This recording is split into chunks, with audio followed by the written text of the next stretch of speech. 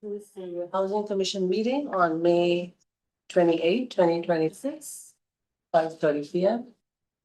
We have a quorum of 3 commissioners, so we can get the meeting started. Start with the agenda item number 1. Start with the roll call. Sure, okay, let's start with the roll call. Commissioner Cunningham. Here. Commissioner Coffey. Absent.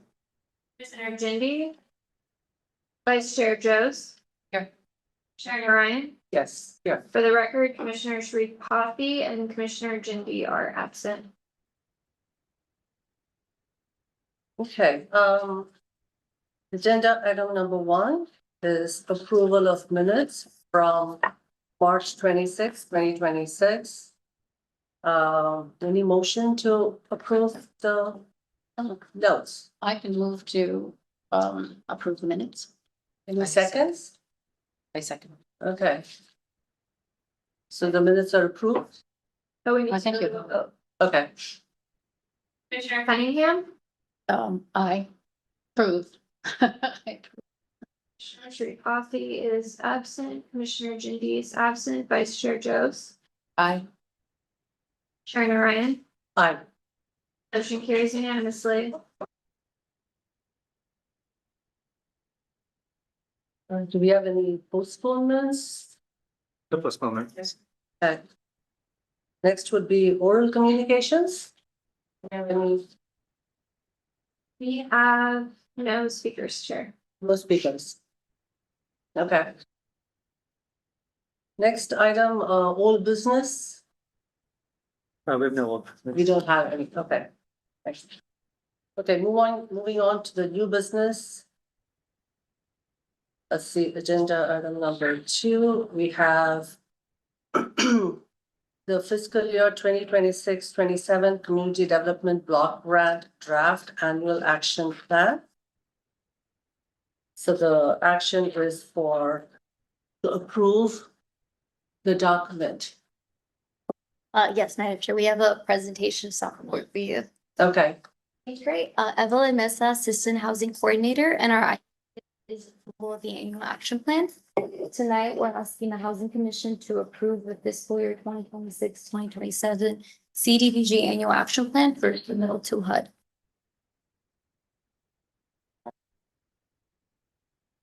Great. First, a little background on the Community Development Block Grant Program. This is an annual entitlement grant fund issued by the federal government. HUD, the U.S. Department of Housing and Urban Development, uses a formula to allocate and award funds to jurisdictions, and these funds are intended to primarily benefit low and moderate income persons. In order to receive these funds, cities are required to submit consolidated plans and annual action plans to HUD. The consolidated plan is a more long-term plan that determines the housing and community development goals based on identified needs in the community. And the annual action plan is a year-to-year implementation plan that outlines how these goals will be met in the upcoming year. Currently, our current consolidated plan covers a 5-year period from 2025 through 2030, and we're in the second consolidated plan year.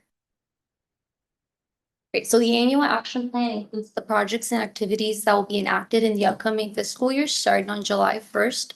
And it also lists the organizations that will be awarded the CDBG allocations, and it tracks additional funding distribution from other sources that will be used to further these consolidated plan goals.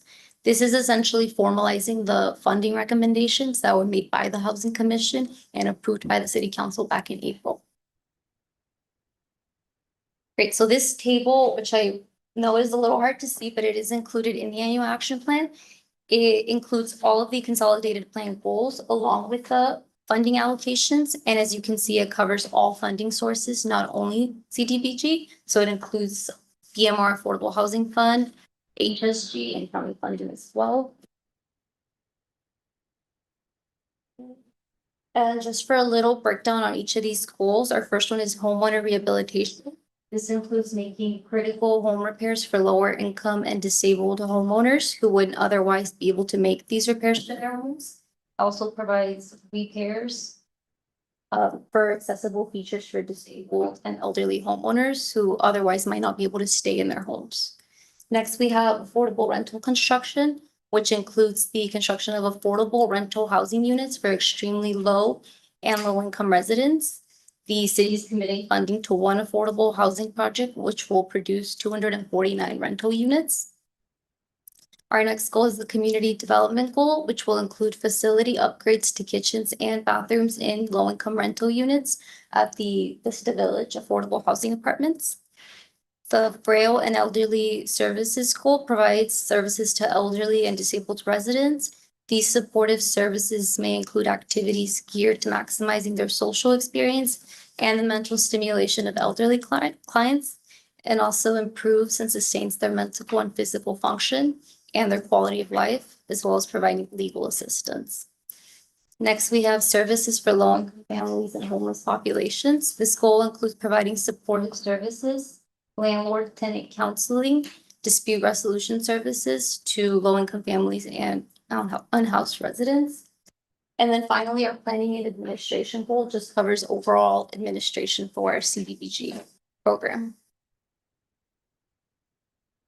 And as mentioned, we include all of the activities to provide a full picture of activities that the city's funding for the year.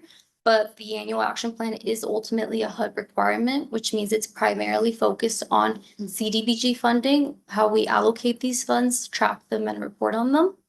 So the following is the CDBG allocations. For Live Oak Adult Day Services, we'll be funding it at $15,000 through the year. West Valley Community Services, the CARE program is being funded at $33,300. So this is for our public services, which are 15% of the CDBG funding allocation. Next, we have the funding for the CDBG capital housing projects. $107,500 is allocated for the Rebuilding Together Silicon Valley homeowner repair and rehab program. And finally, we have $160,000 allocated to West Valley Community Services for their Vista Village facilities upgrades. And it included there, we also have $64,500 allocated for the planning and administration. In terms of our timeline, we're on track to submit by the June 15th deadline to HUD. And this is following the NOFA application period, which closed back in February, and the Housing Commission recommendations, as well as the City Council funding approval. So our next step is to get approval for this annual action plan today, and we're ready to submit to HUD. We do have a recommended motion for you, and I'm available to answer any questions you might have about the plan. And that concludes my presentation. Thank you. We open for questions. First, clarifying questions from commission. I'm sorry, repeat that. First is clarifying questions from the commission. Sure. Yeah. The commissioners, I have a list of things I would like to ask, but let me If I have questions as well, but, get started, Commissioner. go ahead. Oh. Go ahead. Okay, okay. I just had like certain items I thought they were inconsistent when I reviewed it. It may just be a typographic error. So can I point them out? Yeah. Okay, there was the public comment period of 30-day. There was different dates. In some areas was April 24 to 28, May 28. And in one place it was April 27 to May 28. And then there was another which said April 27 to May 27. I'll double check that, but the correct one should be April 27th until today, 28th. 28, right? So there were, yeah, so there were 3 different date ranges Okay, I can double check. in different areas. Okay. So it should be 27 to 28, right? Correct, yes. Okay. And then there was also in AP 15. There was the CDBG program income was listed as 7,944. Whereas in AP 90, it was listed as 0. I can address that one. So, what's in AP 15 is a projection Uh-huh. of program income that we expect to get through the year. And then AP 90 is essentially as we go into the new year, how much unexpected program income do we have at that time? Okay, Yeah, so it's actually two different things it's measuring, right? One is an estimate of what we expect to receive over the entire course of next year. One is what are we carrying over going in from this year? I see. Okay, got it, okay. So there was an attachment of the 2018 Housing Commission Resolution 17-2. Right, that's the old grant amount and funding caps. So what's the purpose of attaching that if it doesn't apply, or I don't know? That's a contingency plan that was passed by the Housing Commission. Uh-huh. Basically on the question of what do we do when the estimates of our CDBG grant don't match what HUD ultimately gives us. And what it basically spells out is we try our best to match the Housing Commission's recommendation, right? When it comes to the public services, if they award us more, we proportionally award each one more. If they give us less, we proportionally award each one of them less. And then when it comes to construction projects, if we don't have enough money, then we fully fund the most important one basically, and we have to put the other ones on the back burner, right? Because construction is a little bit different. If we don't fully fund them, then they just don't happen, right? Right. Yeah, and so that contingency plan, we've kind of kept it going because that's a problem that kind of exists in the design of the CDBG program, right? We're required to make these funding recommendations before HUD actually gives us the money. Hmm. And so sometimes it's never exact, right? It's never, Yeah, we're never, we yeah. can make our best estimates, but it's never gonna be exactly the same number. And so it's always gonna be even more than we estimated, is that we need the contingency plan to say, okay, even though we went to the commission with this number, Yeah, we have a contingency plan so that when it's different, we know how to, do contract with that. Yeah. but the thing is, that was approved like almost 10 years ago, right? Are you interested in potentially reopening that contingency plan? Shouldn't we be asking more money? I'm just saying like to HUD. So if it's with inflation and so forth, you wanna Well, we ask for more. Oh, I would love to ask for more money. Yeah. But we're not, they would just be like, no, it's a formula grant and that's what you get. But if you're interested in reopening the contingency plan, if you want to redesign it, that's something that the commission is always open to do. I see. Okay, interesting. All right, thank you. Yeah.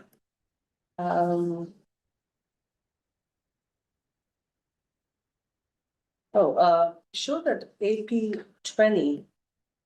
Right, the 249 unit that the Wolf Road project. So I think it says start of construction, it said between 2026 to 27. If you look at the description, it's not construction, right? It's just the funding happens in 26, 27. Right. Yeah, I think we also But included. it's listed as construction, that's why.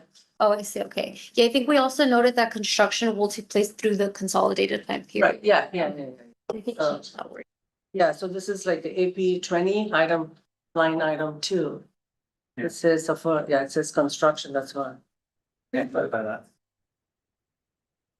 And there were two other things like the homeless count. There was a 48 number and also a 101 number. So I mean, if the study was based or the allocation was based on the old 48 number, how does that reflect the newer 101?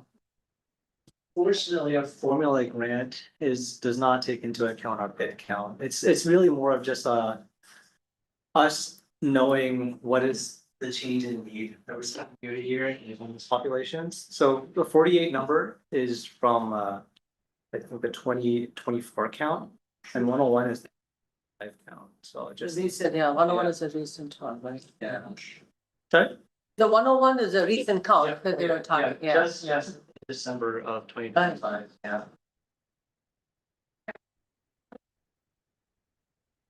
But our goals and the funding allocation can't reflect the new one. It still reflects the.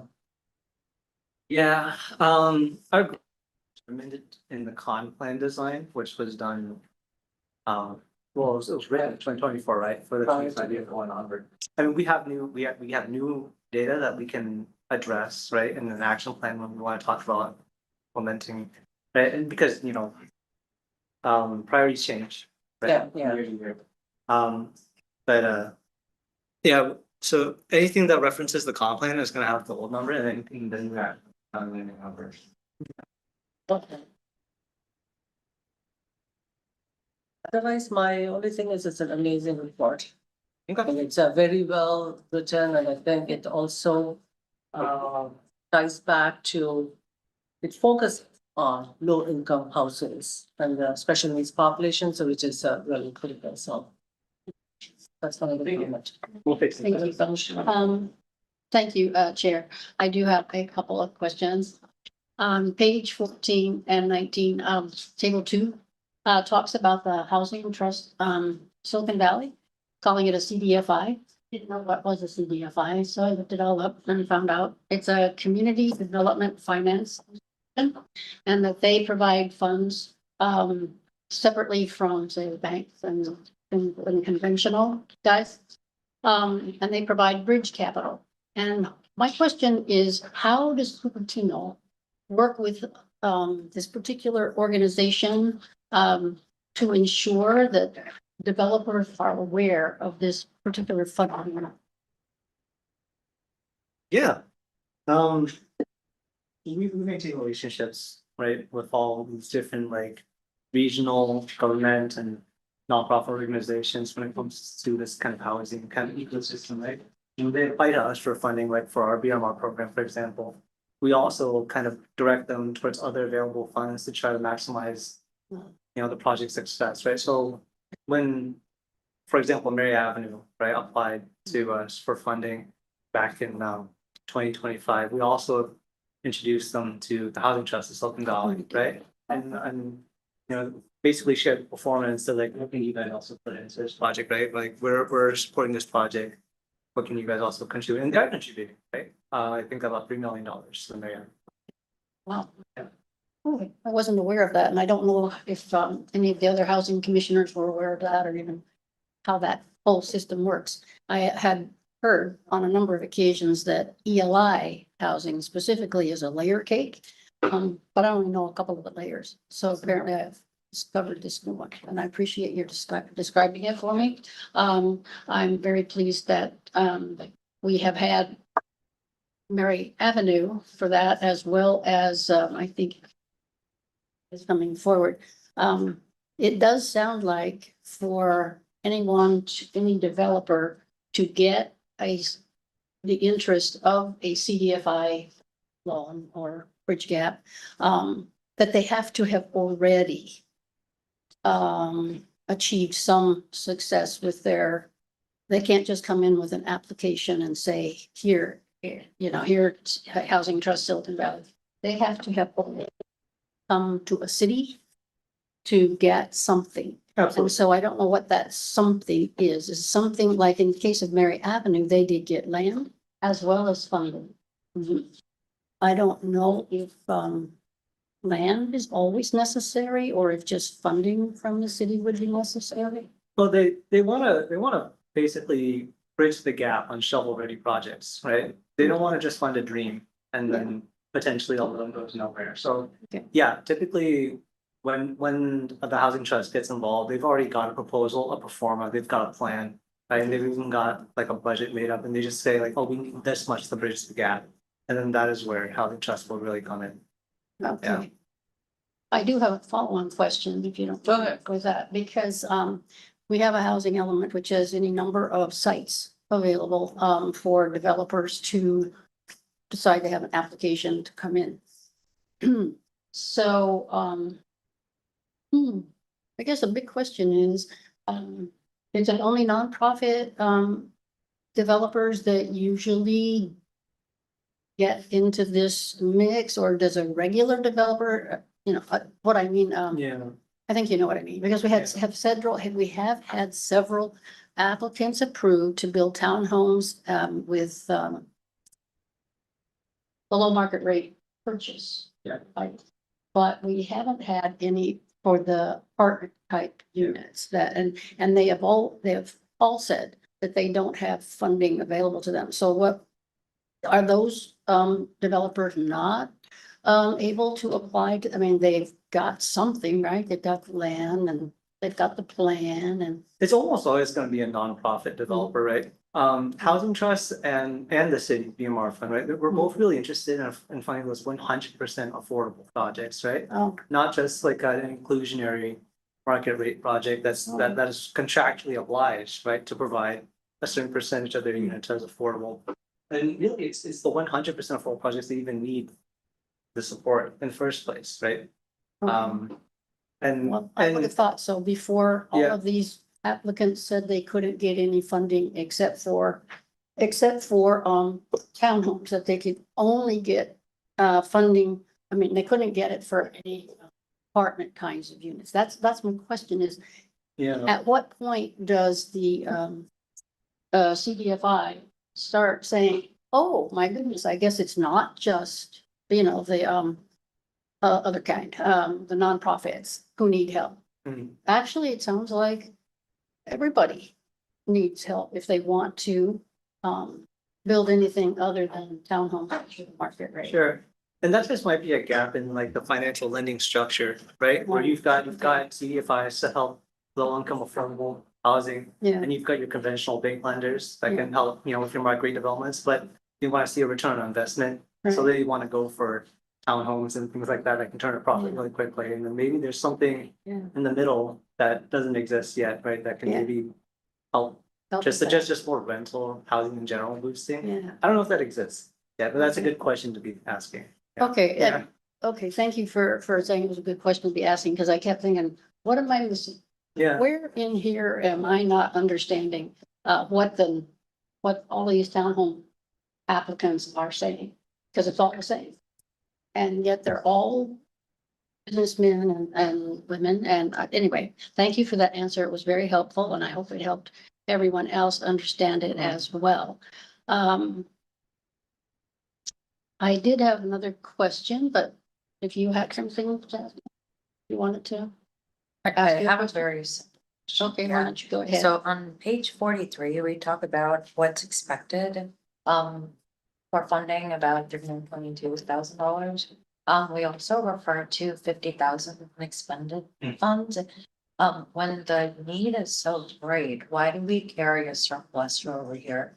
When we know that, some of the future allocations are based on formulaic, right? That doesn't depend on prior year carryover, but nevertheless, like the growth in need is pretty exponential.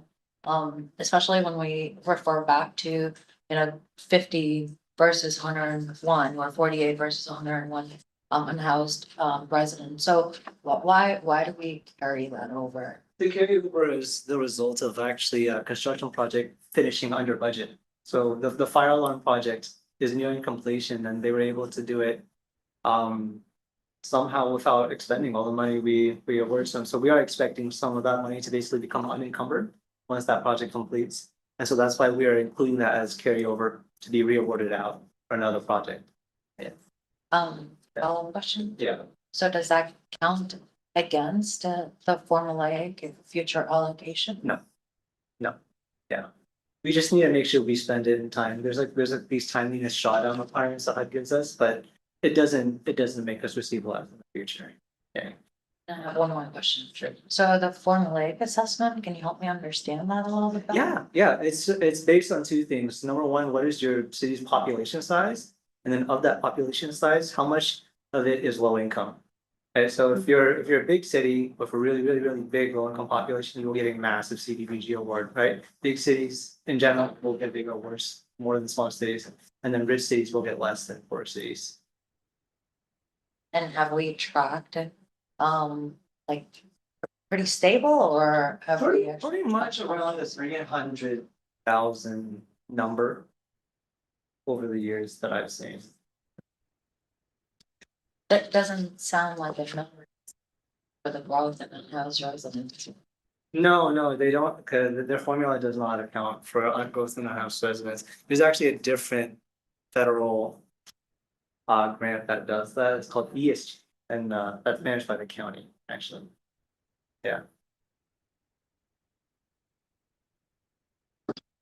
Okay, I do Okay. have a couple more questions. Um.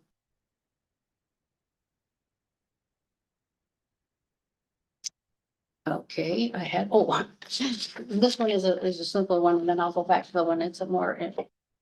Page 48, it says that we are going to attempt 70% instead of a higher percent of overall benefit. So could you explain to me what the overall benefit is and why we're going for 70% and not 85, 90, or the whole You thing? mind if I look at that page real quick? Page 48. Let me see what it's doing. Maybe 50? It's this chart here. Under program specific. Oh, no, we are going for 100%. So this is our answer on the side. We're saying we're going for 100%. They're saying at a minimum, do 70%. And we said we're going for 100. But right here, it says the city will attempt all benefit of 70. I mean, that's just to give us, some Some, flexibility, right? not But we're- like if you don't need it, they don't give you back because you didn't get 100, you only got 80. Yeah, we're saying we're aiming for 100, right? But we will meet the overall benefit by going for 100. Okay, I understand that. Commissioner Cunningham, Well your said. page number on my page number is not done. The other question I have is a little more complicated. It's on page, do. 62. Page 37, where we're talking about homeless and other special needs. And we already talked about that Cupertino has 45 homeless residents before, and now the new count is 101. Okay. And in here, we state that there are no emergency shelters or transitional housing in Cupertino. On page 38, there was a project summary. And the report stated that Cupertino has a rotating safe parking program with 2 host sites. Do those spaces come anywhere close to meeting 45, or that's the low one? I mean, 101? Each of those sites accommodates 25. Okay, and are they all operating at the same time then? So it's really 75? No, so They rotate. throughout the year, so those 25 individuals might be just rotating sites. Okay, so it's really only 25 Yes. out of the 45 or 100. Yes, but this is a program that involves other cities, so it's fully operates up to 10 months out of the year. Out of 10, okay, 10 months out of the year, which leaves 2 months where there isn't any. And then there's 25 out of the 45 or 100 of our people, not speaking of what other cities might have homeless residents as well, if I'm accurately understanding you. I was thinking about that, and it turns out, well, I was thinking about that when I also remembered that not too long ago, the city passed a no overnight parking ordinance for anyone over 72 hours. And I thought, wow, for not having a safe parking lot, that's pretty draconian, right? To take somebody's house and take it away from them when it's the only house they have. End of preaching. I will go to what my next point is that there was an article in the Bay Area News.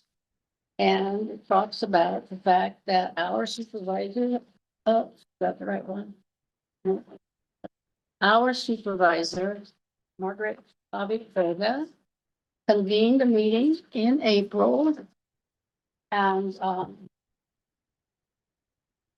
she convened, there were 50 city, county, nonprofit, faith and business leaders in they met in Palo Alto to consider strategies for a regional approach to safe parking spaces. So what I'm thinking is that, hopefully Cupertino will be actively involved in that. And that, that's something that I would like to, and I might just, depending on what happens with this conversation, maybe, we can add it to our, agenda in the future to talk about this, because it's something that is as high as the supervisor, and there's a organization called Move Mountain View, And it has a successful program. And one of the women who was in that program, she lived there 2.5 years. So that takes you 25 units periodically throughout the year, and it wouldn't have helped her at all. She couldn't have done anything if she were in our, in. So, I just wanted to share that with you, that, since this is an ongoing, group that is getting together under the auspices of the county supervisor, that hopefully the, Cupertino is going to be involved in that, and that we can stand up, help, safe parking spot, and considering that overall we have fewer homeless people than many places have, that we could have one big enough to help, as many as we need. Because they were talking about, is fact that this county has a bunch of different kinds of housing things that they do. And this, safe parking one has the fewest of the, lots available to help those.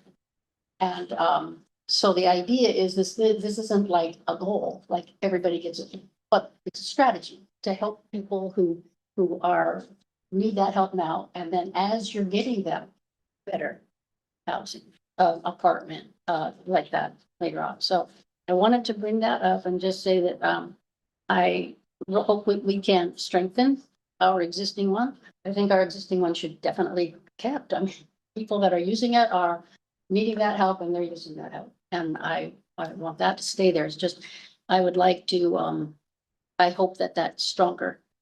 A question that came out of this, though, was that, after the program, there was an MOU signed, and I forget what, but there was an MOU signed with us and other West Valley cities, come up with a, plan for emergency shelters and transitional housing, and that work is finished.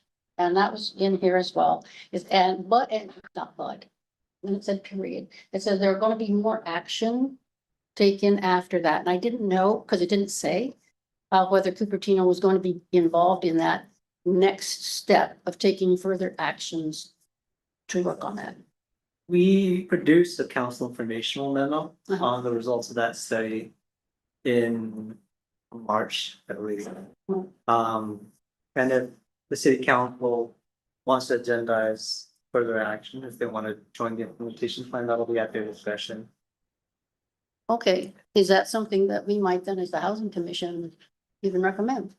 That we be involved in that? I mean, we're talking about emergency housing and, transitional housing. And the only emergency housing we have in the city, as I understand it, is Main Street. And that's wonderful, and it's been funded for a long time through RJSG or one of our fundings. Anyway, just thinking that, that might be something, guess I should talk to fellow commissioners too. That might be something that we would want to ask the, city to consider, is to be on that action. I think the housing commission as a whole want to have that discussion and setting concern. Okay. Or chair can author some sort of memo or letter to the city council. Your Okay, position as a whole, you can certainly do that. That's the will of the commission. I read the memo that Nikki, you mentioned, that status of homelessness in Cupertino in the March 2026. It's uploaded in the city website. That was really useful. I mean, giving the facts basically, right? So, yeah, we could table it as an agenda item in the future to discuss more if we can come up with strategies of what can be done. look at that. That can be definitely done, yeah. Okay. And the other thing that having to do with the same topic is that, later on, I would, under future agenda setting, I do have something written up for, considering as an agenda item for the future. And so if you would like to see what I have written up. If, let's say that for a future, Yeah. and send it. Well, that comes up. Yeah. Right? Yeah. Oh, we can just save it till later? Yeah, Okay. we'll have that. There's You Yeah. We move the public comment. Yes, for public comment, we have two speakers, Dean Everson and Linda Hitchcock. Our first speaker is Dean. Oh, and we have one speaker remotely, Georgia Basile. So Dean. Feel free to come up, and then just one sec while I bring up the timer.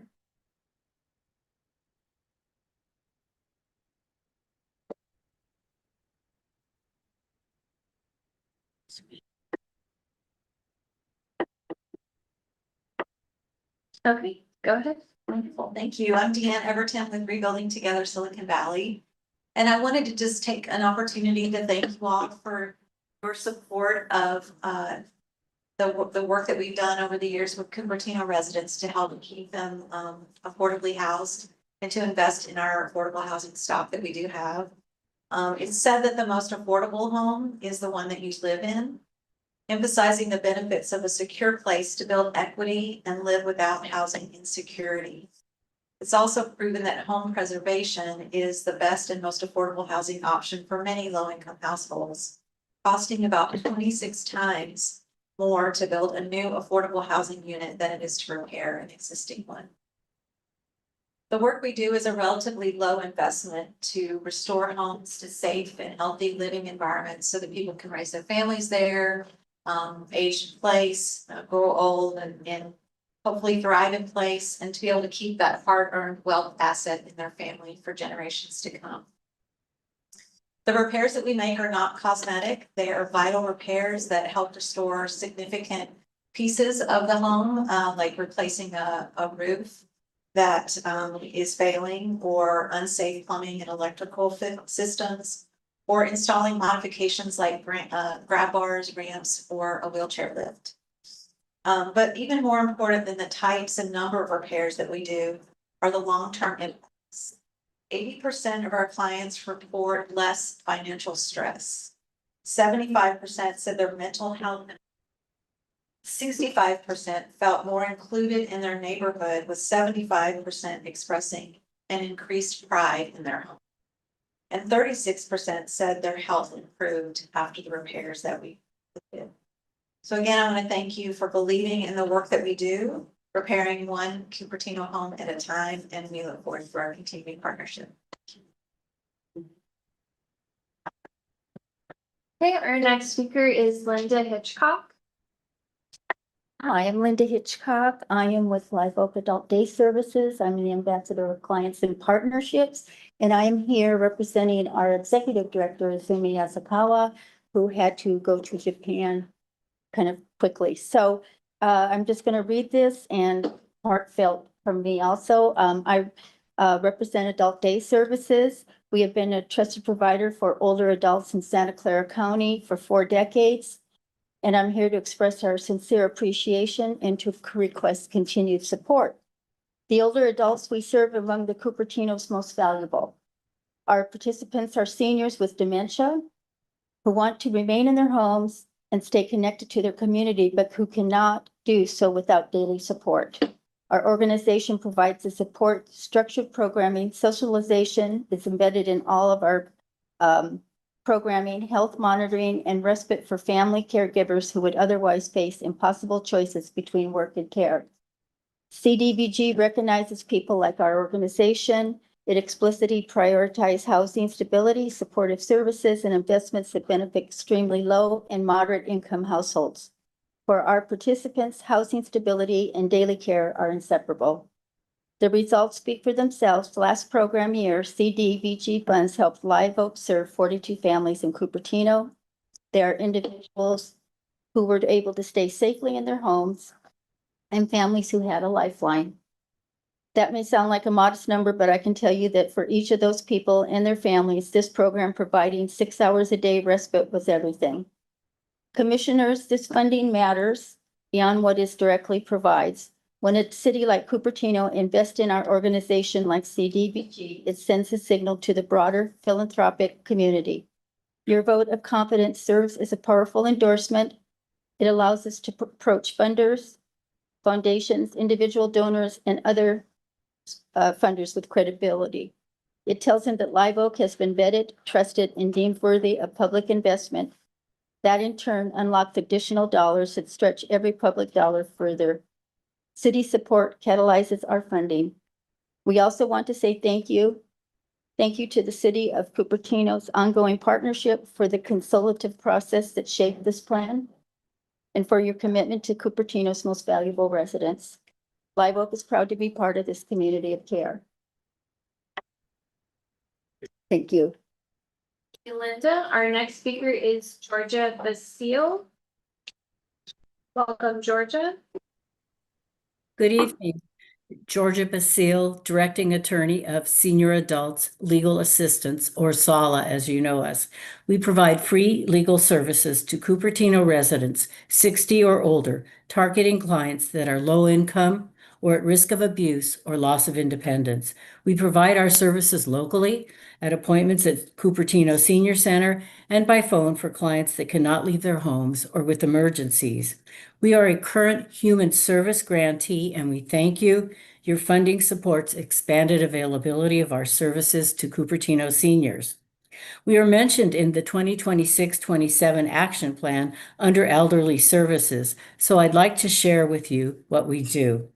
As attorneys, we address a range of critical matters impacting our clients' lives. For example, we address income insecurity by assisting clients with problems involving public benefits they rely on to meet their basic needs. And these are legal problems related to Social Security, SSI, Medicare, and Medi-Cal.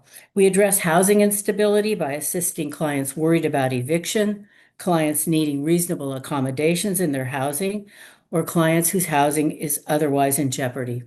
We address loss of autonomy by assisting clients with very basic legal planning for the future to help them age in place by assisting them to appoint someone they trust now to step in and manage their affairs when they can no longer do so.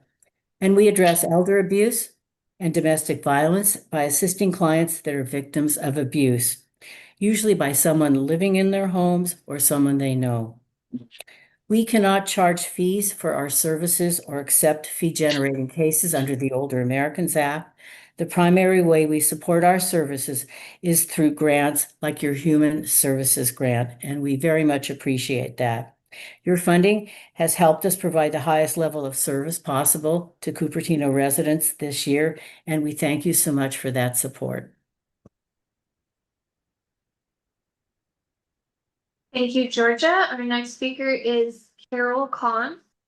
Hi, I'm Carol Kahn. I'm the Executive Director of Project Sentinel. We've been in partnership with the city of Cupertino for a dozen years now, providing fair housing services as well as tenant landlord dispute resolution, which works proactively to prevent or de-escalate the kinds of conflicts that lead to eviction and homelessness.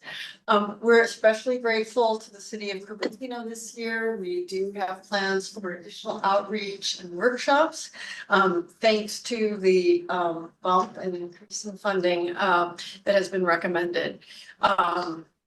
Regarding our fair housing activities, again, just to reacquaint everybody, we work to remove the discriminatory barriers and practices in housing. We investigate housing complaints of discrimination. We conduct systemic audits or testing for operational discrimination in the community, and we seek redress for victims of discrimination through enforcement under state and federal laws. We also conduct community outreach to inform people of what it is that we do, our free services therein, and we also educate property providers, property managers, and landlords around the fair housing standards for compliance.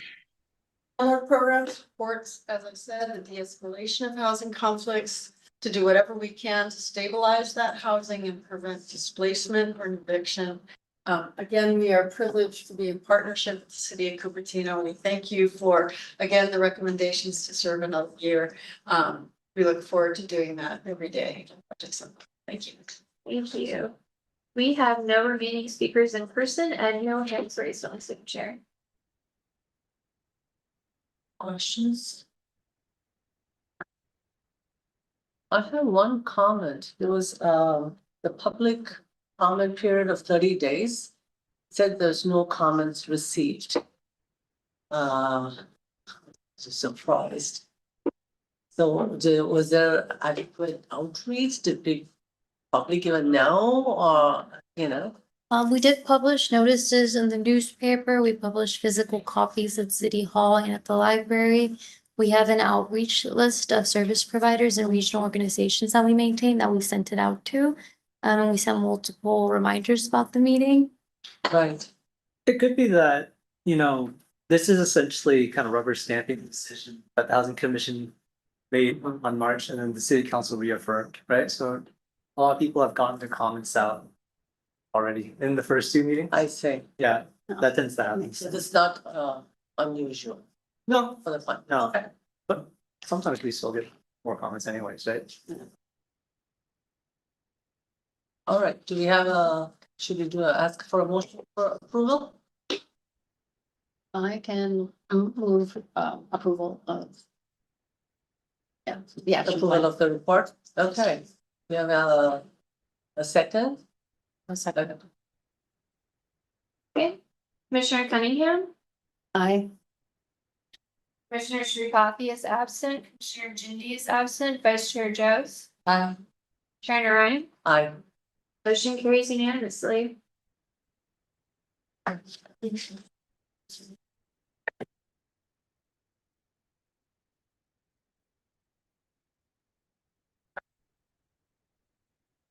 Now, moving on to agenda item number 3. The study session for strategies to meet affordable housing, regional housing needs allocation goals for the 2023 to 2031 housing element. We are receiving a presentation. We do. I'll go now. Hi, good evening, Madam Chair and Housing Commission. My name is Nikki. My item for tonight is each study session to identify additional sites for low-income housing in the housing element inventory. We're gonna start with a little bit of background on what that is, because I understand we have some new commissioners on serving on the board. The housing element is a state-required long-range plan for each city and county to produce, right, since 1969. And there's a long-range plan to anticipate and meet affordable housing goals, right? And we do this in a number of ways. It's through our land use primarily, but also through funding that we provide, programs, and then policies, right, that we adopt into our code. The housing element is one chapter within something known as the general plan for the city, right? There's multiple elements within the general plan, there's always public safety, circulation. One of many chapters, however, it is unique in that it has to be periodically updated for something known as the RENA. So what is the RENA? RENA is something that stands for Regional Housing Needs Allocation. It is a quota essentially that is assigned to cities by HCD, the State Department of Housing and Community Development, to cities and counties for the purpose of each jurisdiction providing their own fair share of housing. Right, and so that various income levels of equitable, measurable, affordable housing to meet population and economic growth. So what that means, in a nutshell, bigger cities get a bigger arena than smaller cities. And then also high income cities will have a higher arena than say lower income cities. So on this slide, we have our current RENA assignment, right, for the 2023 to 2031 housing element cycle. You see a breakdown. There's 4 income categories that we have to meet. Very low income housing, which is anything below 50% of the income. Low income housing between 50 to 80. Moderate, 80 to 120, and then above moderate. So above 120, by the way, it's known as market rate, right? And even though this is just known as like singularly as the RENA, you can really think about it as like 4 different requirements, right? We need to make sure we meet the requirement in 4 different categories at all times. This is an example of a zoning map. This was created when our housing element was certified in 2024 that identified, right, some priority housing sites to be rezoned and identified as opportunity sites for affordable housing. You see there's a spot in the middle that's kind of carved out. That is the heart of the city's specific plan, which is centered around Stevens Street Boulevard. It has the most, right, affordable housing sites, sorry, housing element sites identified. That's not really necessary for tonight, right? This is just to give you an example of what can come out of this process, right? Why? Because we have to do periodic inventory maintenance. It's not just done once we get certified. According to Government Code 15863. You don't have to memorize it, don't worry. It's a state law that makes that local governments must maintain adequate capacity to meet the obligations throughout the cycle, not just at the beginning. And so what that means is like if there are priority housing sites that do not produce housing at the expected densities that we have in our own, the city has 180 days to identify and make available replacement sites. So let's talk about Cupertino's progress. We were certified on September 4th, 2024, right? And our RHNA requirement is going to be active until 2031, right? And after that, presumably we'll get a new RHNA and new goals to meet. So far, proposals have been for medium density townhomes, right? On most of our sites, despite our zoning allowing for higher density rental, right? So rental projects through our inclusionary housing laws produce very low and low income units as a part of that development, right, by design. But townhomes are ownership, which means they're producing moderate. That's different from our expectation, number one. And the other thing that is kind of different in our expectations is the Valpo Rise proposal project has recently been resubmitted under new SB 423 guidelines. That has large reduction for expected low and very low income provisions, right? So that is to say, we are looking to identify additional sites, right, to continue meeting this goal. So for our process and what we're talking about tonight, right, the Housing Commission is the advisory body to City Council that provides recommendation for meeting affordable housing goals. Meeting our RHNA is definitely an affordable housing goal, right? So we are going to be asking you guys to talk about strategies to generate additional RHNA capacity specifically for very low and low income housing, right? What we're not asking you guys to do tonight is to start assessing sites, right? We're not talking about specific sites. We're not talking about specific zoning for those sites, specific land use for those sites. That is for the planning commission. Okay, and that will happen at their meeting. That'll be happening at a different date. All right, so we prepared a couple of proposed strategies, right? To start the discussion. We'll go over them now. Number one, owner/developer interest sites. That means the person who owns a site really wants to do housing on their site that they own. This is considered by ACD as a site that has the highest feasibility for redevelopment. And what I mean by that is, when we identify sites, we have to submit this list of sites to ACD for them to accept it. And so that is what they consider to be sites of the highest feasibility and redevelopment. So generally speaking, we would say the highest resolution in a site's inventory. Another strategy, so yeah, looking at owner interest sites is one strategy. Another strategy is major corridors, right? So the major arterials in the city, they typically have pre-existing transit accessibility, underlying infrastructure, proximity to a lot of community resources. That makes it a good opportunity for housing development, right? That also aligns with our city's kind of sustainability and transportation goals, right? We want to increase density where it makes the most sense. And so what a major corridor you can imagine is like places like Stevens Creek Boulevard, Vienna Boulevard, Wolf Road, Homestead Avenue, and potentially more, right? If the Housing Commission suggests. The third strategy to look at is underperforming commercial, right? So our current housing proposals that have been coming in have all been on underperforming commercial sites, and they have a lot of similarities, right? In the existing site use, they're older building stock, right? Older than 20 years, number one. 2, single story in height. 3, conjoined to a very, very large parking lot.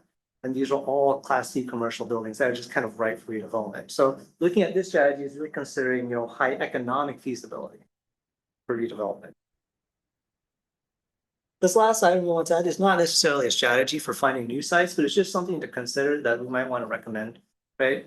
Which is thinking about minimum density, right? Because if we're going to suggest new sites, it benefits us to try to prevent them coming in as more townhomes, which come in at the lowest end of allowable density, right? But by design, they are lower density than say apartments because they have to be on individually subdividable lots. So if you try to explore a higher minimum density, you can try to ensure that we produce a sufficient amount of units, right, on additional sites.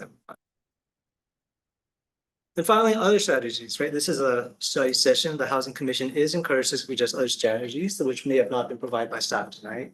We just want to also give a disclaimer, right? This recommendation may or may not be reaffirmed, right? They may be discontinued by the Planning Commission because they will be assessing those individual sites for inclusion, and by the line of that process, they may decide to either affirm your decision, right, or they might decide to go in a different direction. That's what they decide. But yeah, so for next steps after tonight, right, we're gonna take any suggestions that we get to our consultant for trying to identify new sites, and hopefully we'll have a list for planning commission at a future meeting, which will be taken to city council and hopefully for submittal to HC. And also, we have another staff in attendance tonight, Connolly, our assistant director, who is kind of like our lead on all of our long range efforts, particularly general plan and housing element, and he'll be here to answer any questions you have, hopefully that I can.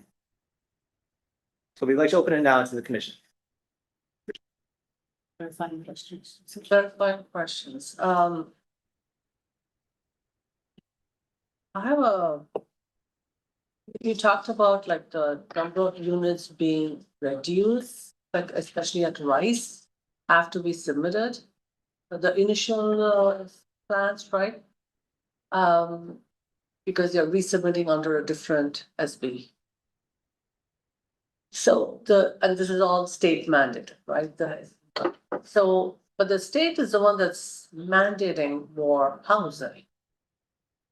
Why are they providing, I may be mistaken in my interpretation, so excuse me.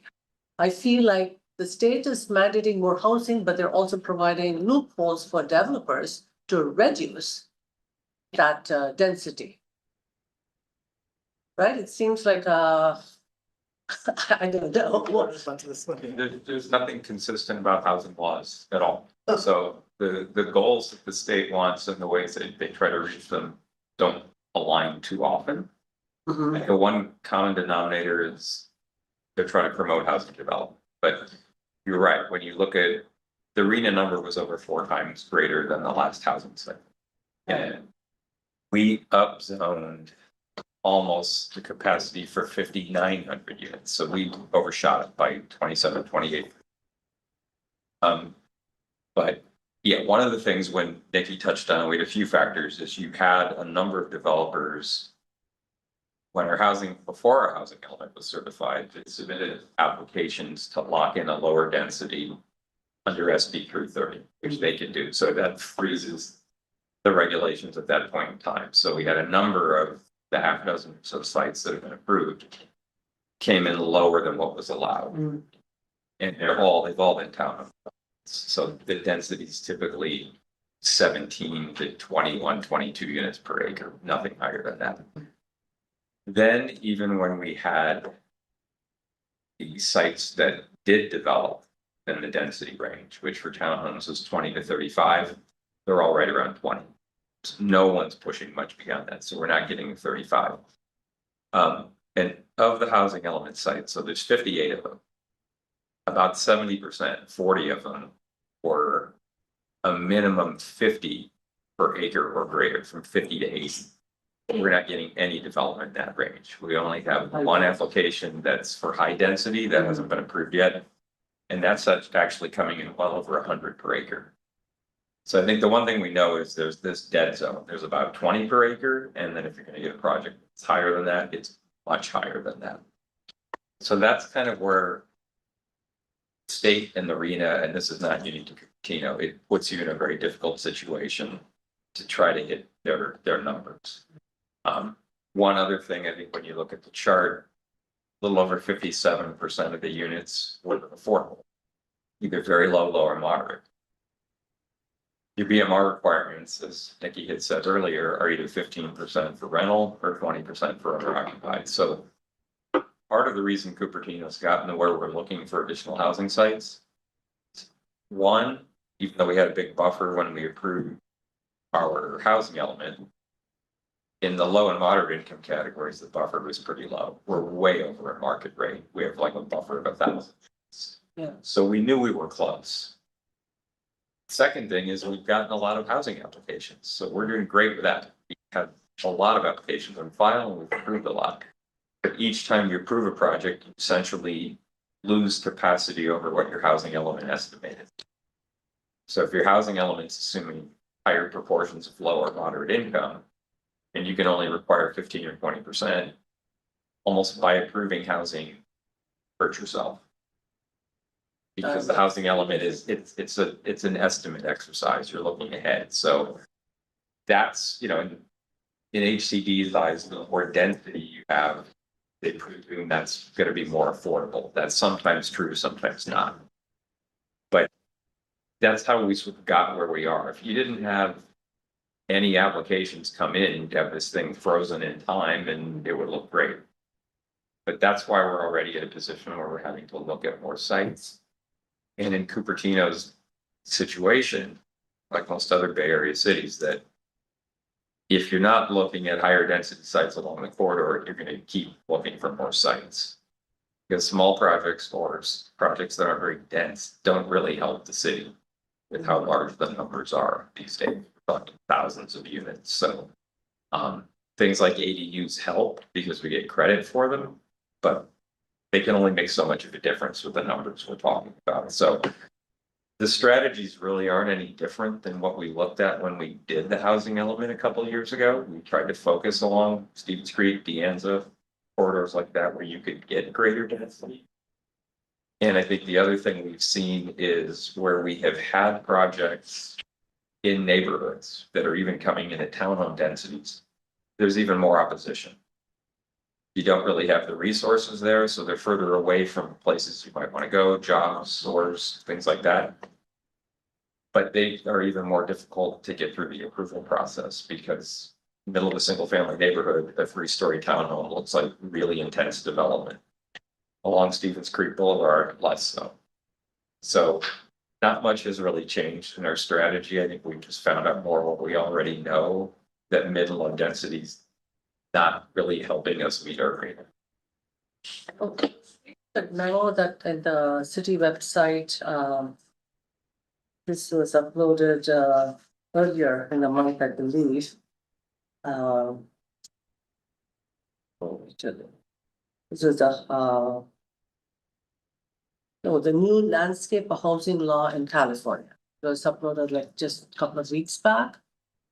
In which I believe what it says is that the city has zero power to disapprove an application, like if something comes in for development, You're very limited, yeah. you're- right? Like, it's very difficult. yeah, and then the developer, it's literally like, oh, if they have the application, if they meet all the checklist items, then you have to approve kind of thing.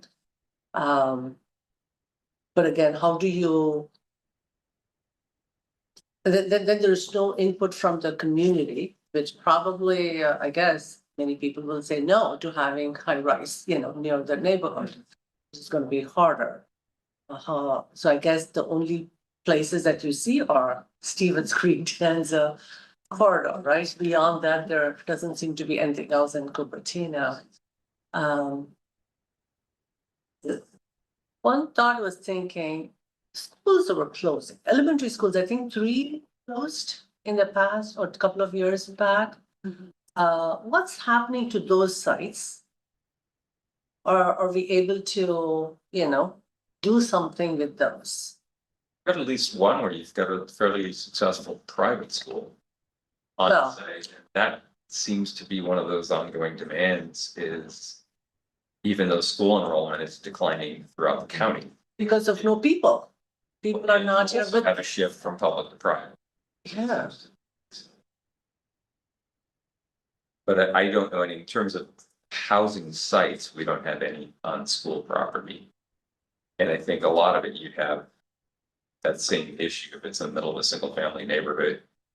Density is only gonna be so high, nothing beyond townhome density, right. and you're very likely gonna get a lot of opposition. But at least the land is there, I mean, De Anza College took away an apartment complex, right, which was providing affordable housing. I don't remember the number of units, but it went to the community college district. So in reverse, why can't the city take a state-owned school, if it's not gonna be, they've closed it. Again, I don't know what's happening to the other closed school sites, but if it's available, that's You can look at them certainly, but I think like, Nikki had mentioned too, owner interest is a big factor. If, the city doesn't get to decide, hey, these are the sites we want, HCD has to. Hmm.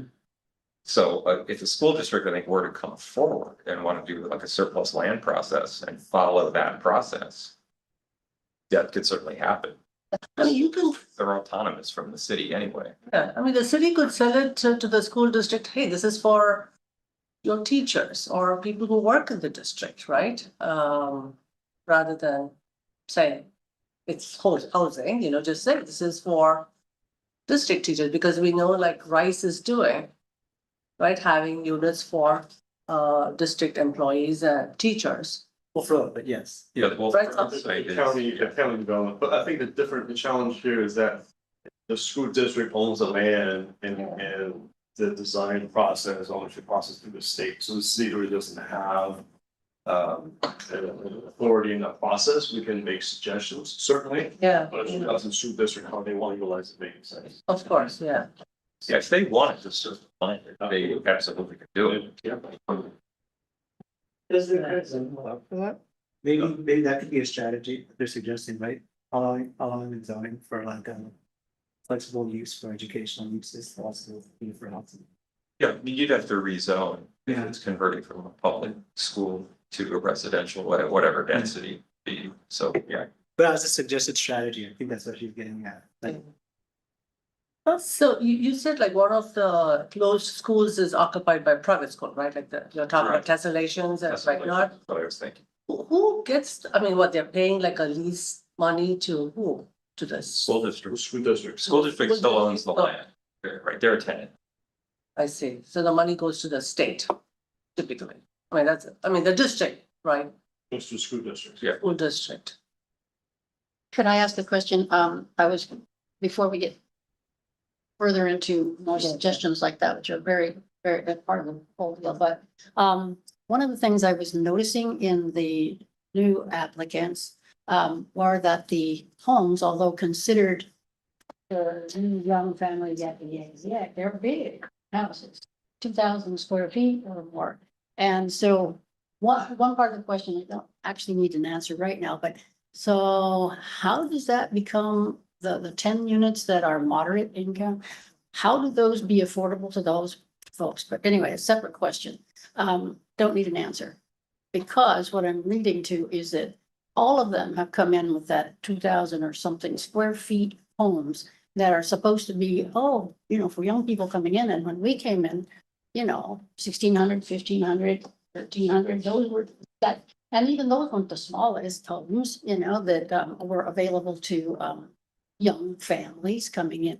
So it just astounds me a little bit. Obviously don't understand the mindset of developers, period. And so my other question was with Valco, I'll just call them that for ease. I did they send out their update on what they're doing. It was November 26th of 2025. And I did the calculations and percent of this first tranche of them that are gonna be built, there are 17% of them to be below market rate. And then when they get finished with all of the homes, the percent of the total is 13%, which is below our rental requirement. And although I think it meets our purchase, but then all of a sudden, ding, ding, ding, I went, oh my gosh. It doesn't really say, it seems to kind of slide past that, like, are these rental units? Like I just was assuming they were, or have they now turned some of their below market rate homes into for sale homes? And I don't know if you have that data. They're all rental. Yeah. They're what? They're all rental. These are They're all either rental? low or very low. There's no moderate or median. Oh, okay. Because the way it was said, Right. it just says, including 232 affordable family units and hundreds of market rate homes that will be offered for sale. It doesn't say that the below market rate are offered for rent. It was totally unclear. And I thought because of all this other stuff that's going on, I made a bad assumption, right? That. Yeah, they should have what, that still 2,669 total units in the Yes, program. yes, that's what they. 356 are affordable, split equally between low and very low. So it's like 178 very low, 178 low. is what they're at now. The Okay. project first came in, it was 50%, Right, it's 50%. very low. And now it's 13%. So It's that's like 13 and a third. and a third. Oh, yay, okay. Thank you, thank you. And all they- That raised my, you know, you get exactly right. Okay, well, anyway, so that answers that question. I don't know if you have a question about what are the sizes of these rental units? I do not know, I've not looked at the floodplains, I think they're fairly small, affordable units, Okay, and under 1,000 square feet. maybe because they're the rentals as opposed to these others which have been going in are for purchase. Moderate rate homes. Okay, so that answers those questions, except for the part where why oh, well, actually, we found out, talked to a union.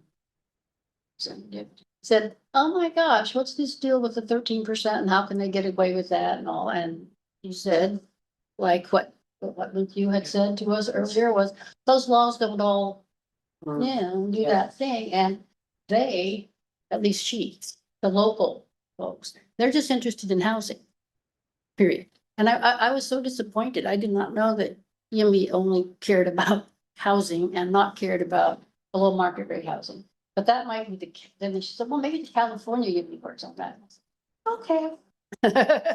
But you're the one that's here talking to us. So anyway, yeah, I have to admit, I've gotten a little disappointed with the way the laws work. And I just found out the hard way, like you did, not today, but recently, that the laws don't work together often and that the city does get stuck. Even when you're trying to do it right, you get It's beat up. difficult to push affordability, because even HCD, if you had a housing element policy, say, where you were gonna, like, we're gonna require 30% of our units to be affordable. Yeah. 20 is kind of their threshold, they don't want you to go above that. Oh, wait. That gets, yes, Yeah. so that's the dilemma cities like Cupertino find themselves in. Urena's 57.5%. And you can't require more than 20. So Yeah. right there on a townhome project, you can get to 20, Right. but it's gonna be difficult of the remaining 80% to argue any of these 2,400 square foot for sale units is affordable. You could, if you get smaller rental units, like a 1-bedroom studio apartments, even if they're not deed restricted, those are likely affordable units that you can claim at lower moderate categories. Even if they're, essentially not, the rent is not restricted.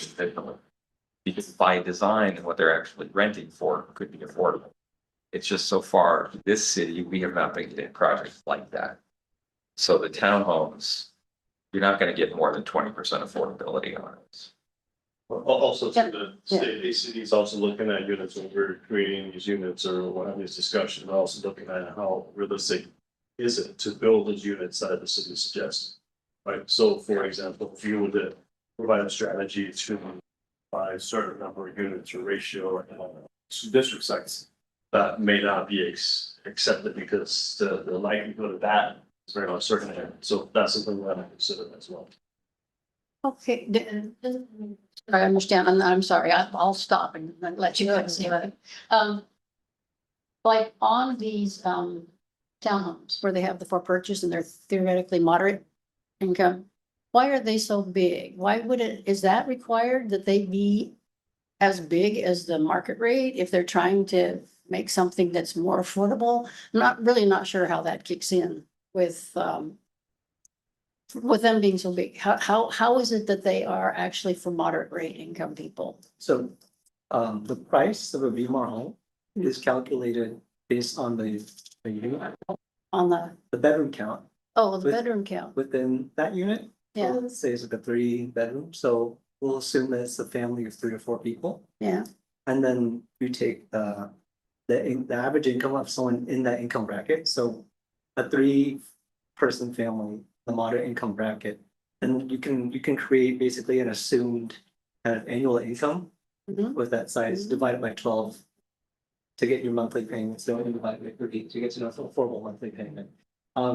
Size is a requirement in our VMR manual that affordable units should be made comparable to market rate units in single development. Like you can't make luxury up market rate and have really small, really poor quality quality units. They've got to be comparable when they're similar in size, similar in features, similar in amenities. If they are making enormous units, that's probably because they want to sell those market rate units at a certain markup, right? Because they are market rate developers. I understand. Yeah. Thank you. Look at I the don't like it, ones but I understand. that have been approved, the market, the moderate and median units tend to be a little smaller. Like if you had an average 2,400 square foot, the affordable are maybe 1,800 to 2,000. Tend not to be as big. But like Nikki said, the city's language is to keep them comparable. In terms of square footage, number of bedrooms, things like that, so. Okay, I understand. Thank I you. have a question. So the recently, so I don't know whether it's been approved or not, but like the Panera Bread, Voyager Coffee, those areas are gonna be converted to townhomes, I suppose, and then the Staples area also, right? Now, this is a main area where we could have high density homes, residences. So one, how can the city mandate a high density development?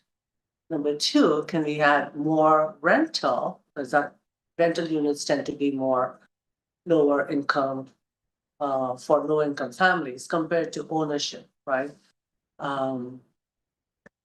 Short answer is no. For both.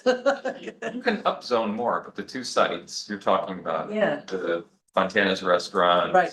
Staples, that was, all of those were housing element properties, but that was one of the SB 330 applications. And they reduce. Locked in the lower density. The Panera Bread, one of the four properties, was also a housing element site, was also locked in at a lower density.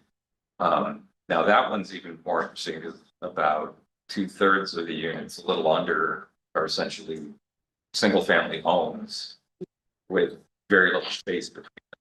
So they look like townhomes, but you know, they're very vertical, but they don't share common walls. So would the developer made the decision to change the density? I mean, you would think that the more units, they'd make more money, right? That's not at all how it works. It's like I said, they're either gonna come in about 20 or they're gonna go over 100. Everything in between that, nobody's building at least for right now. So that's what has been happening. It really is all the developer's call, because once you have 5 or more units and you qualify for a state density bonus, Hmm.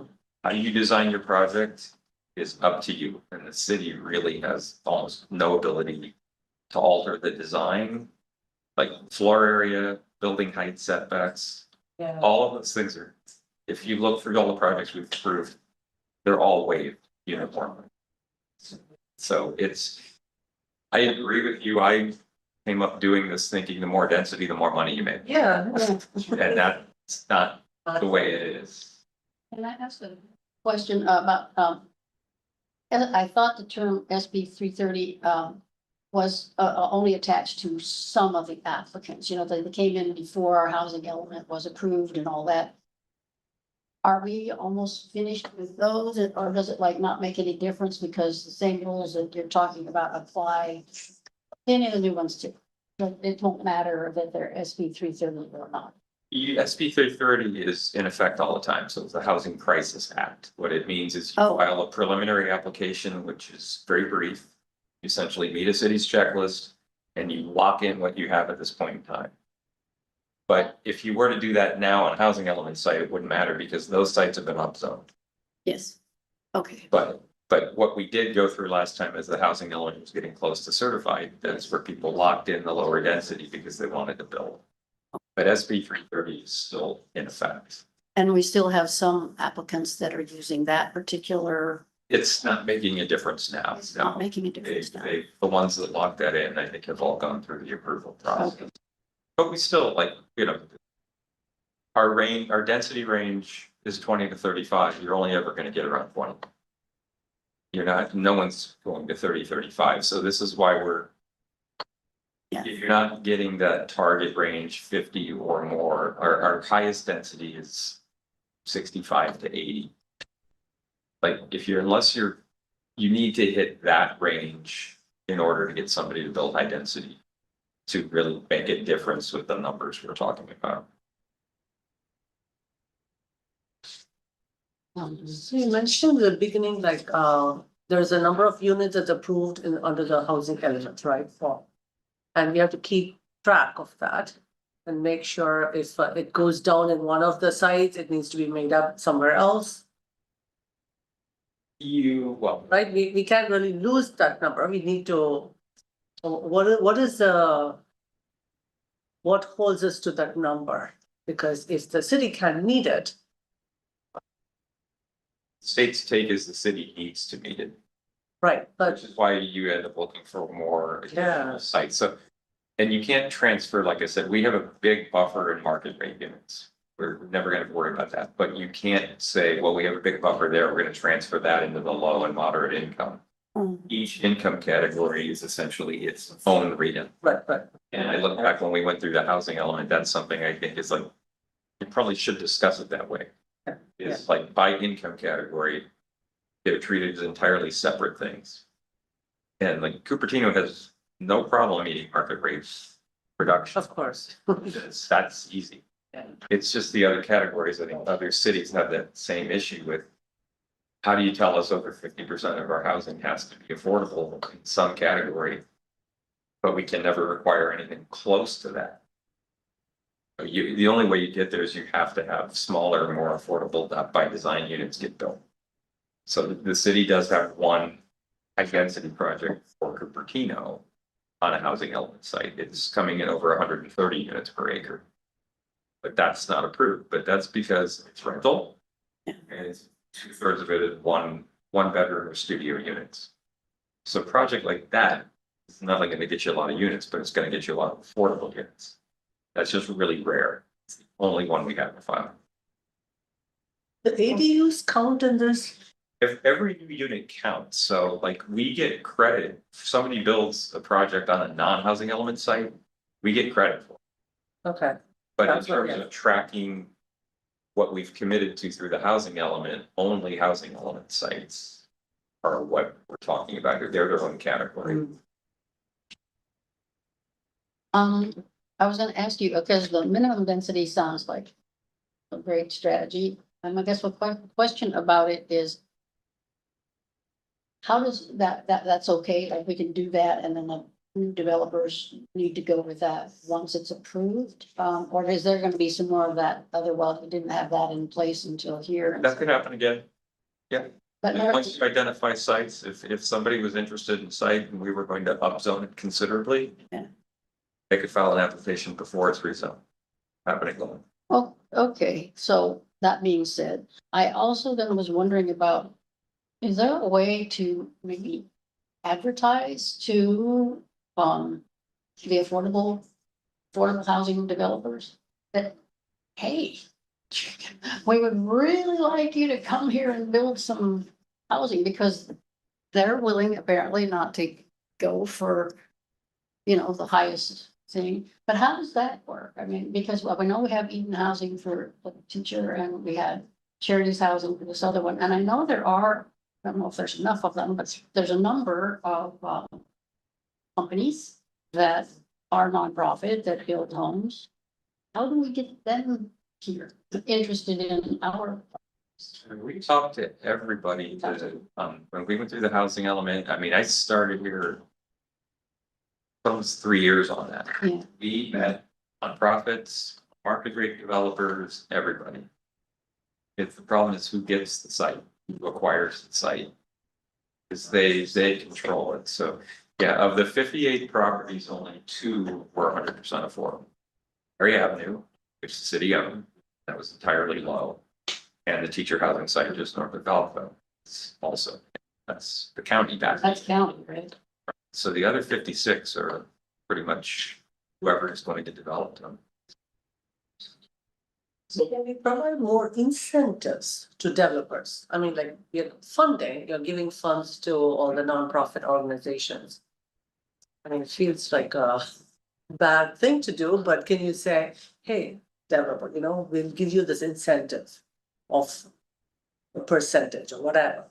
If you build more rental units, more higher density projects. I don't know. The city can, maybe there's a tax incentive or some sort of incentive can the city provide to encourage rather than saying if they want to do townhome and just say, okay, go ahead, kind of thing, right? What can the city provide? This is like keeping a business, right? Like Apple, I know the city's giving them a lot of incentives to keep them here. So can something like that be done? When a developer comes and proposes affordable housing beyond our minimum requirements, we do grant incentives in terms of impact fee waivers. So like the park impact fee waivers, I think there's like a street sewer one, right? And a bunch of different ones to basically lower the cost of construction. And that helps a lot. Yeah, Right? When yeah. it comes to kind of building that funding stack, right? If you want to get 100% affordable housing though, there's a lot of things that need to come together to make that happen. And number one being tax credit awards, because that makes up the bulk of their funding stack. And typically to be awarded those, you need to be an established nonprofit developer that can demonstrate that you have the experience to do this type of development. So like we can give local incentives, right? But ultimately, you're pretty much only ever gonna see affordable nonprofit developers coming in with those kinds of proposals, right? Because they're really the only people that can win those tax credits. That already be, they can't decide as a, regular developer. They can't decide, I'd like to build some 100%. I'll just do that because I've made a lot of money here and so I'll just do that. They couldn't just decide to do that. They would have to create some kind of, A separate, they could Nonprofit create like a charitable entity. entity to Yeah. to do their affordable development, right? I think by statute, right, I think they can only award tax credits to nonprofit, because they don't want to be awarding tax credits to for-profit developers, right? That's a system that can be kind of taken advantage of. okay, I have a question. okay. When residents are building ADUs, that's not always for the purposes of housing. And so how do you get credit for local residents just wanting an expansion or an annex to their housing? How do we get credit for that? If it's an ADU, we get credit for it through the building permit. So it's seen as a new unit, regardless of how it's used. We can't track that. If it's a family member, if it's rented out, the city gets credit for it. And then also, But you said it doesn't count in the housing element On the count. housing element. Yeah, it doesn't it's count not a that, housing yeah. Site, but yeah, we get, every April 1st, you submit your housing report to the state to show what you entitled and what you built. And you get credit for those things, whether it's a housing element site or not. And you also get a certain percentage of that is credited as below market rate, even though you Yeah. can't track that, right? A certain Correct. percentage gets credited as BMR, even though it's not necessarily here, and you can't really. It's not deed restricted, but it's kind of like I was saying, was if you build a studio apartment. Like it would be crazy to say 2,500 square foot townhome and a studio apartment. Yeah. Either's deed restricted, that they have equal affordability, which they don't. And ADUs, they're typically assume, like 10% are market rate, and it's like 10, 30, 30, 30. So you do get credit for the low, moderate loans. can we talk about very low income, moderate income? For let's say, the example, so 3 to 4 family members, what are we talking about? What's the difference? Oh, I'd have to look that up. The state releases based on the county you live in. What is your average median income for that county for like a 4-person family? And then they also like make breakdowns like, okay, what if you're a 3-person family, 2-person, 1-person? And it's all gonna be like, increasing the bigger the family. Right. And then from there's like the Bell distribution of like who is below 80% of that distribution. That's the low income, who is below 50% of that distribution. The very low income for each of those family sizes, right? That's how they calculate it. They release those every year. You can actually look, or I can send it to you. It says. Oh, that'd be great. Yeah, and then they also release what is your maximum allowable rent per category, right? That's as well. This is county based or city based? County based. County based. County, yeah, Santa Clara is the highest state. I think the family of 4 is like 192, 195. It's getting close to 200,000. This is the median income you're talking about, right? It's median. But depends on which part of the county too, like Sure. Cupertino kind of on a higher end compared to, say, South San, sure, so, Yeah, it's not perfect. yeah. Yeah. Gives an idea. Chair, can we go to public comment? Yeah, yes, We have no speakers in person and no hands raised virtually. okay, so, we, this is just a study session, so we just, Yeah, all the suggestions, right, we're taking these to our consultant as we try to identify more sites for the housing element. And we heard a lot of good ideas tonight, right? Some suggestions that we can try to explore. Now the feasibility, we'd have to look into, right? Because ultimately, there's two audiences for the housing element, right? There's our local audience trying to get it approved by city council. Mhm. And then there's the state, who may or may not accept those choices. But yeah, we'll try to do our best to try to marry those two. so, next item for the agenda. Oh, what, we have to vote on this one first. Oh, are we voting on this thing? You can vote to close discussion if Yeah, you're. that's what I thought we did. Yeah. I don't know. To hold the discussion? We'll close discussion. Close the discussion, okay, yeah, so we, have a motion to close the discussion, Make a motion to close the discussion. any seconds? Second. Commissioner Cunningham, Aye. Commissioner Sripathi is absent, Commissioner Jindy is absent, Vice Chair Joes, Chair Ryan. Aye.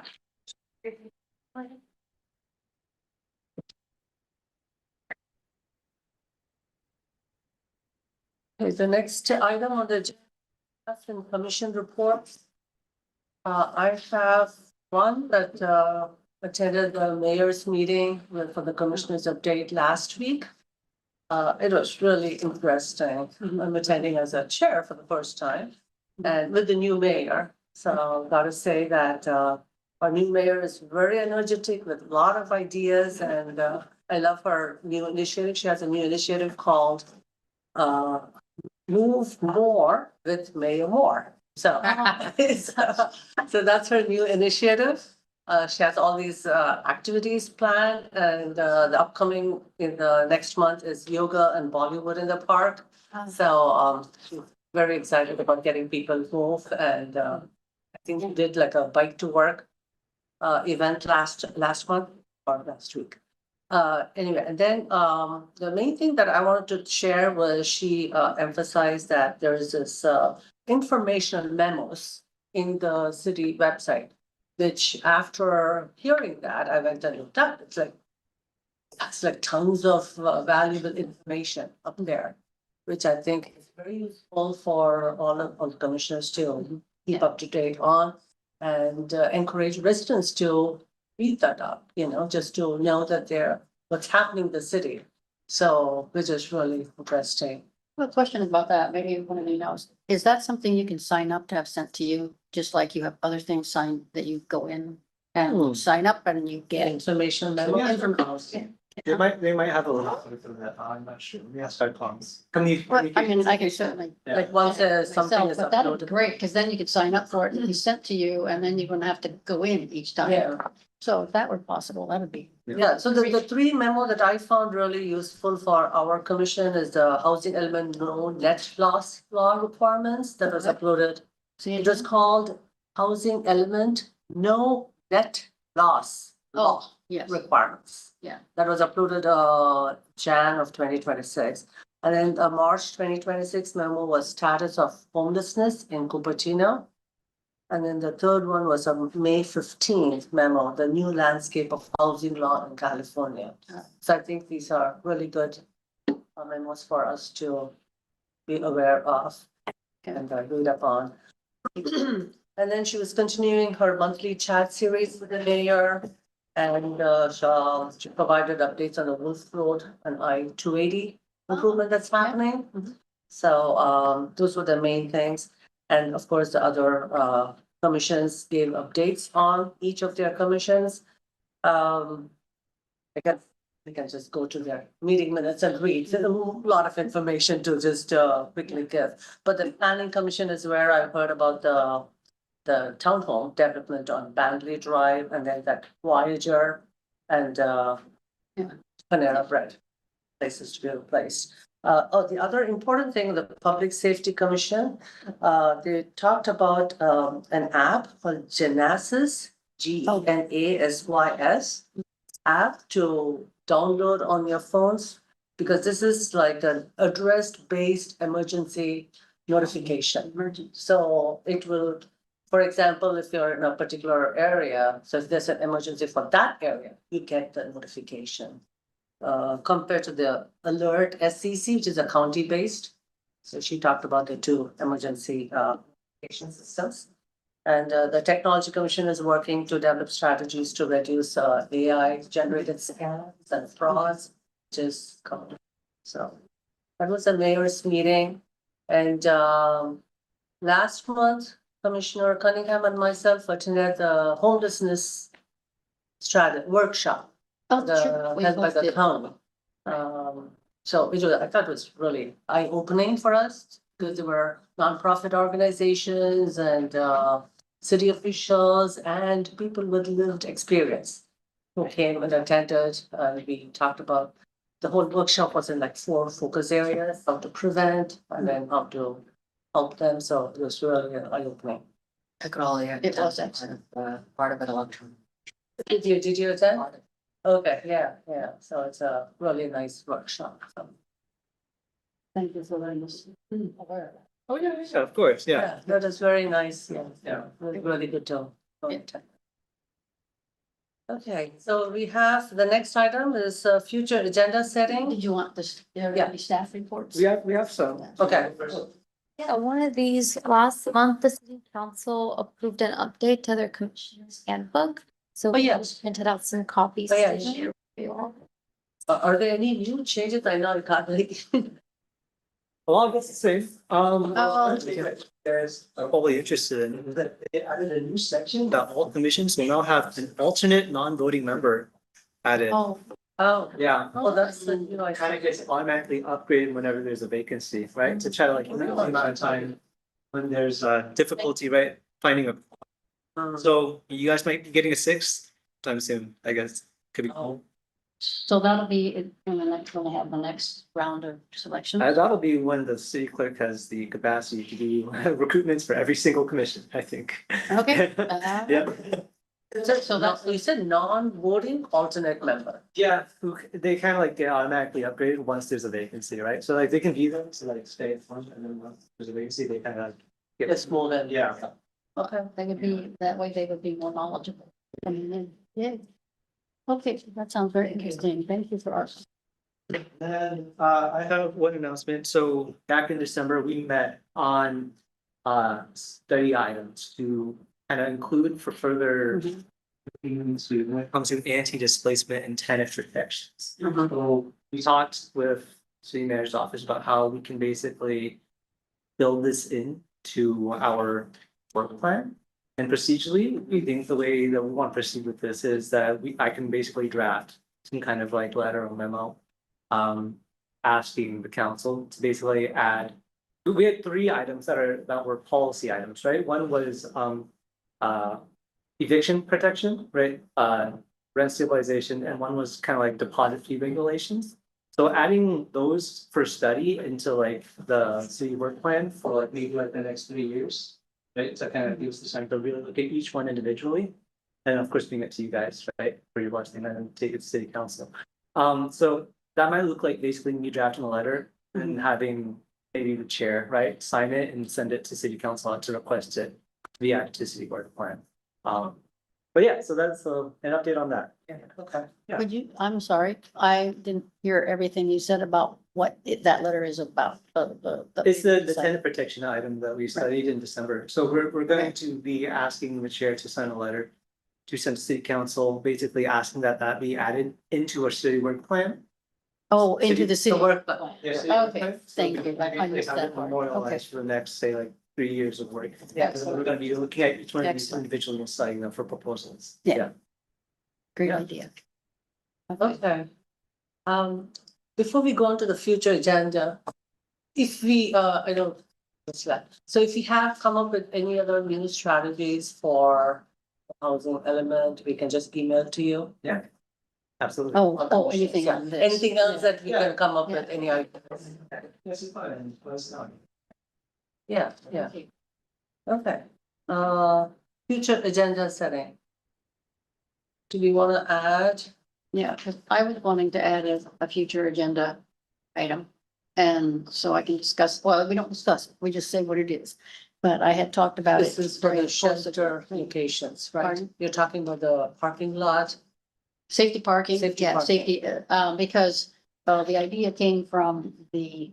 The mountain view. Here, let me just- so you'll have it later. We don't have to discuss it here. I understand we don't discuss the stuff here, but the main idea is to create a safe parking plan that is more robust and all that, similar to the one that's in the article. I think you gave you a copy of that. Yes, okay, that was for mountain view. Well, it is, but that being said, the city, the county supervisor is asking, wanting to work with everyone to create a regional look at it. And so I'm thinking we would want to be in it. The article doesn't say anything about us being in it, and I would like us to be in it. So I wanted to add it to our list of future agendas so that we can discuss it and perhaps urge the city council to join. Because I'm not sure how the process works, but that's the idea. Do we have a second for that item? Second. Okay.